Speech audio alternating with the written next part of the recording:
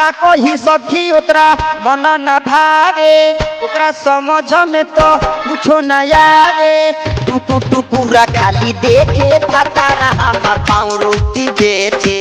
हमरे पायखिया निरेखे फतारा हमर पाँव रोटी बेचे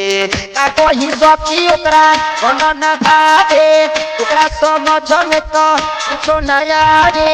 टुकु टुकुरा खाली देखे फतारा हमर पाँव रोटी बेचे हमरे पायखिया निरेखे फतारा हमर पाँव रोटी बेचे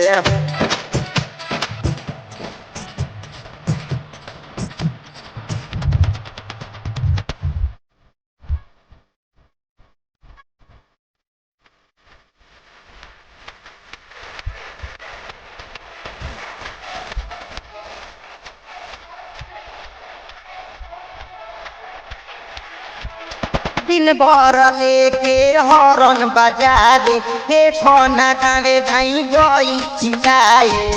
का कहिए सखी अति बदल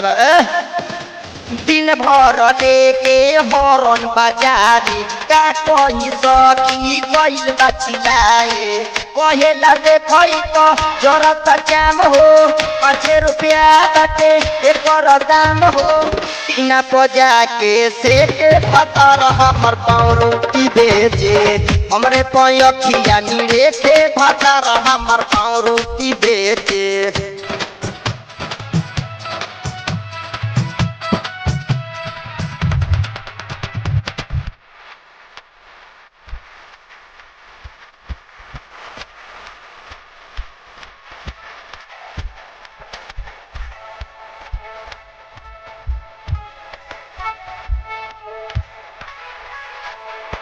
चते चते करौर गई जाम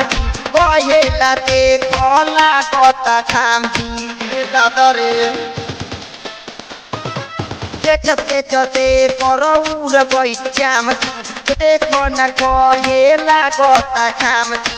देखो नहीं तो हाथे बजावे कल्का सन के मेरा बुलावे